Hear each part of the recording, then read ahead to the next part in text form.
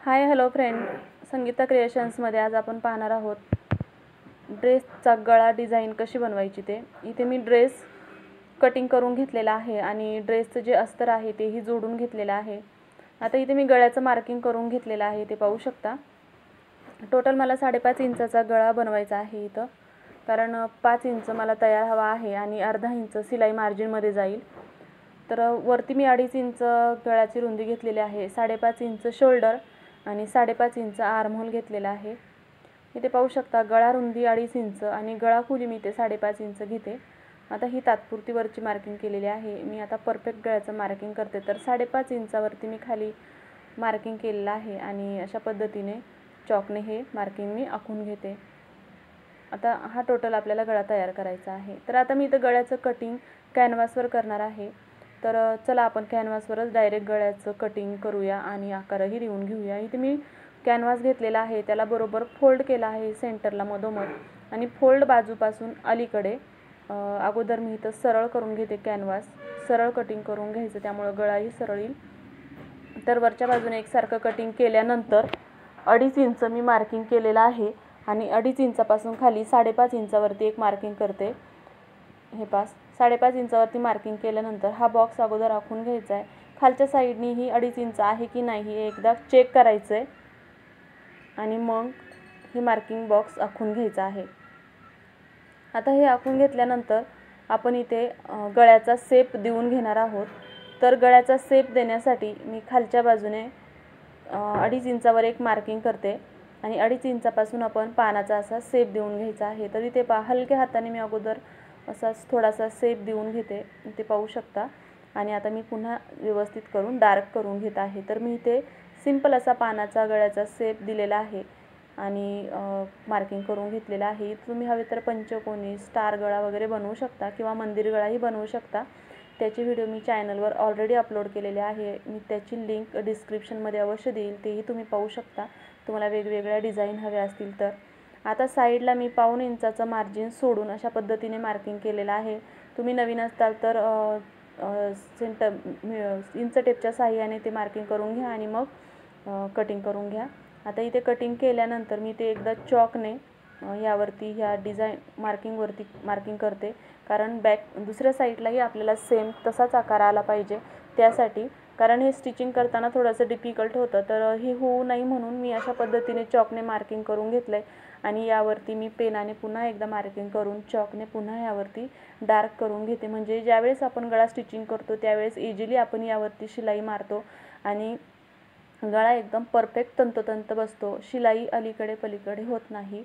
तर आता मी ते अस्तरचं कापड घेतलेलं आहे आणि या कापडवरती हे कॅनव्हास ठेवून अर्धा इंच मार्जिन साईडला कापड सोडून मी ते कटिंग करून घेतलेलं आहे.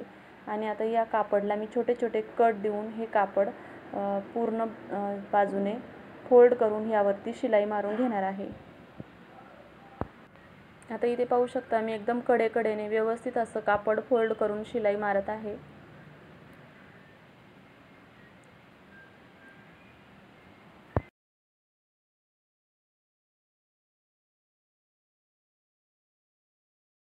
आता इथे शिलाई मारून झाल्यावरती आपण सेंटरला एक चॉकने मार्किंग करून घ्यायचे आहे किंवा तुम्ही डायरेक्ट कट देऊनही घेऊ शकता.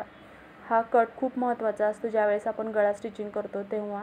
आता मी इथे घेते मेन आपलं कापड ड्रेसचं, ह्याला ओपन करून घ्यायचं आहे आणि कॅनव्हासची बाजू वरच्या बाजूने ठेवायची आहे आणि जे मेन कापड आहे ते सुईच्या बाजूने ठेवायचं आहे आणि त्यावरती कॅनव्हासची बाजू वरच्या बाजूने ठेवायची आहे.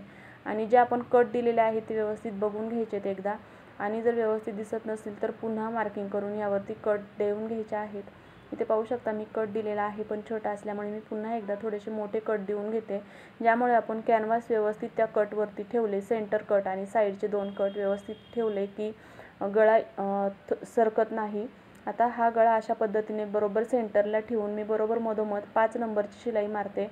ही शिलाई मारायची किंवा तुम्ही पिन लावू शकता. आता मी ही शिलाई मारून घेते, नंतर ही शिलाई आपण ओसून घेणार आहे किंवा कटिंगमध्ये ती आपोआप कट होऊन जाईल, पण तुम्ही पिन किंवा अशी शिलाई मारू शकता. त्यामुळे काय होतं की गळा इकडे तिकडे सरकत नाही.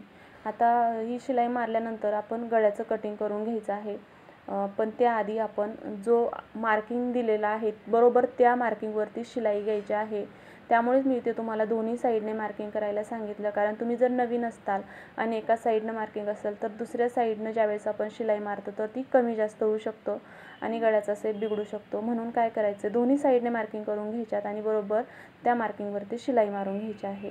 आता आपण इथे कटिंग करताना तंतोतंत त्या शिलाईवरती कटिंग करायची नाही, कारण आतल्या बाजूने 1/4 इंच मार्जिन सोडून कटिंग करायची, कारण आपण इथे छोटे छोटे कट पण देणार आहोत. हे कट दिल्याने काय होतं की हे जे आपण कॅनव्हास जॉईन केलेलं आहे ते व्यवस्थित फोल्ड होतं आणि गळ्याचा शेप खूप छान दिसतो. आता पाहू शकता मी इथे 1/4 इंच मार्जिन सोडून कट दिलेला आहे आणि आता सेंटर कट दिल्यानंतर आपण छोटे छोटे असे बाजूलाही कट मारून घ्यायचे आहेत. हे कट मारल्याने कॅनव्हास इझी फोल्ड होतो. इथे पाहू शकता खूप जे शिलाईला खेटूनही कट मारायचे नाहीत. आणि आता हे आपण आतमध्ये फोल्ड करून घेऊया.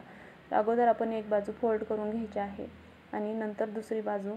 तुम्ही हवं तर ही बाजू अशा पद्धतीने फोल्ड केल्यानंतर त्यावरती इस्त्री मारून घेऊ शकता किंवा मग डायरेक्ट हात शिलाई करू शकता. पण मी आता इथे एकदम कडेवरती डायरेक्ट शिलाई मारून घेणार आहे. इथे पहा व्यवस्थित असा सुंदर गळ्याचं फिनिशिंग आलेलं आहे. आता एकदम कडेवरती आपण इथे शिलाई मारून घ्यायची आहे किंवा तुम्ही डायरेक्ट अशा पद्धतीने आतमध्ये फोल्ड करून हात शिलाई पण घालू शकता. अशा पद्धतीने मी पूर्ण गळ्याचं कटिंग आणि स्टिचिंग तुम्हाला कशा परफेक्ट मेजरमेंट्स करायचं आहे ते सांगितलेलं आहे. हा व्हिडिओ जर तुम्हाला आवडला असेल तर लाईक करा, शेअर करा. तुमच्या काही सजेशन असतील तर कमेंट करून अवश्य सांगा. आणि जर तुम्ही या चॅनलवरती नवीन असताल आणि हा व्हिडिओ पहिल्यांदा पाहत असताल, चॅनलला सबस्क्राईब केलेलं नसेल तर अशा पद्धतीचे ब्लाऊज डिझाईन किंवा ड्रेस डिझाईन, नवीन नवीन पद्धतीचे ड्रेस, स्लीव्ज डिझाईन्स, पॅन्ट्स कटिंगचे व्हिडिओ पाहण्यासाठी चॅनलला सबस्क्राईब करून ठेवा, जेणेकरून मी व्हिडिओ अपलोड केल्या तुम्हाला ही व्हिडिओची लिंक येईल आणि तुम्हाला हा व्हिडिओ पाहता येतील, या पद्धतीचे व्हिडिओ पाहता येतील. तर पाहू शकता इथे सुंदर असं फिनिशिंग आलेलं आहे. आता मी बॅकने अजून एकदा अर्धा इंच मार्जिन सोडून डायरेक्ट शिलाई मारून घेऊ शकते. तुम्ही जर हात शिलाई केली असेल तर डबल शिलाई मारण्याची गरज येत नाही, पण मी इथे हात शिलाई न करता डायरेक्ट अशा पद्धतीने शिलाई मारून घेत आहे. हेही खूप छान दिसतं. तर अशा पद्धतीने अवश्य एकदा हा गळा ट्राय करून बघा. पाहू शकता सुंदर असं गळ्याचं फिनिशिंग आलेलं आहे आणि शेपही किती सुंदर आलेला आहे. आणि मेन म्हणजे हा छोट्या मुलीसाठी शिवलेला ड्रेस आहे, त्यामुळे गळाही इथं सुंदर असा छोटा आलेला आहे. पूर्ण व्हिडिओ पाहिल्याबद्दल धन्यवाद.